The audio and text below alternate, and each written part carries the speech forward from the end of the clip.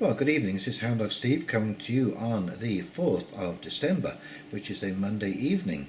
And I was reading an interesting story in the Sunday Star in the Insights section, and this is Inside the Impossible $13 an Hour Job.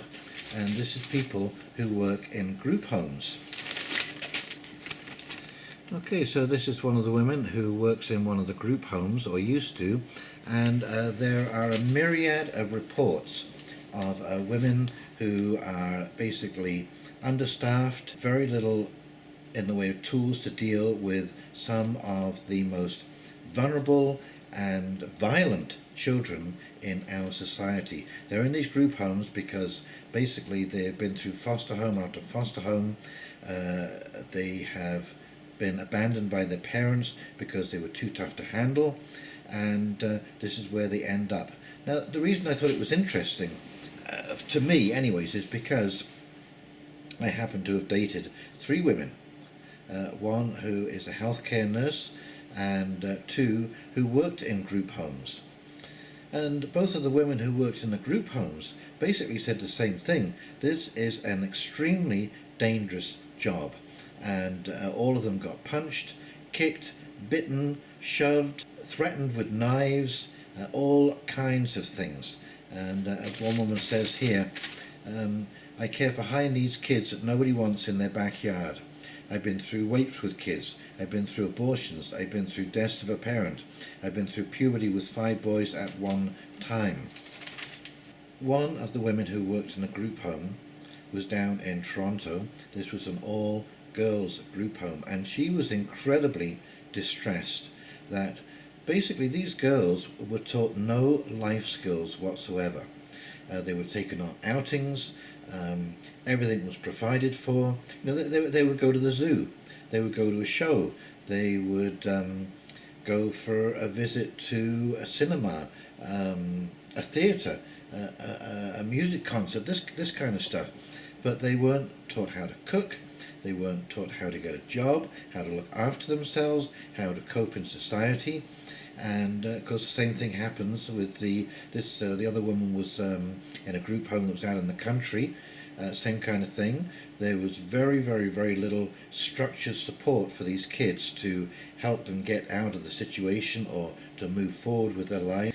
Okay, so the woman who was in the group home down in Toronto told me a story of a young girl who had run away. She was 16 years old.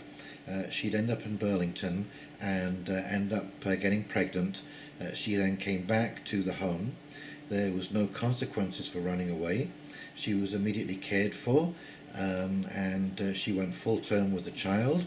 Now, I don't know what happened with that child after it was born, but there was no kind of counselling for pregnancy, how to prevent pregnancy, how to deal with these kind of things. And so in both of these situations, in both of these homes, these people were thrown out at the age of 18. In the country, and this was a private residence for youths, when they reached 18, literally a bus showed up on the doorstep. They took the children to the nearest motel. They paid for a week's room and board. They had their bag with them, and that's it. They went and they washed their hands of the whole affair, and these kids who were completely unprepared to step out into the real world were suddenly left alone with no resources, no money, no way to fend for themselves, and no idea how to deal with the real world. The other woman I dated was a healthcare nurse who worked for the government. Now, of course, this was a substantially better pay situation, but she was telling me that the government basically in helping young families in distress really just goes in circles. They come up with all these initiatives that don't go anywhere. All of the money is spent on these initiatives, but all of those resources magically never seem to trickle down to the people who actually need them.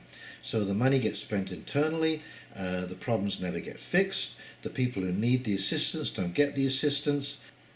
So this leads to a state of cynicism and ultimately contempt for the government the services and the people who work for them.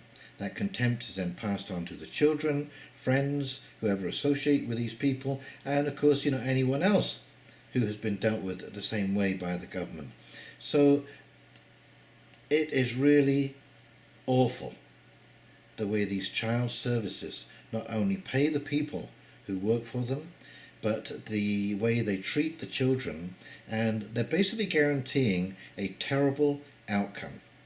Okay, we're pretty well guaranteeing that these kids are not going to make it. They're going to fail in society. They are not going to be able to hold down a long-term job. Their contempt for authority will lead to all kinds of problems on site. So that will probably lead to a life as a criminal of some kind. And so we spent all this money, all of these resources, and that path has actually led us to a situation where we're going to have to spend even more money cleaning up the mess that we made, instead of thinking it through and trying to do a better job in the first place.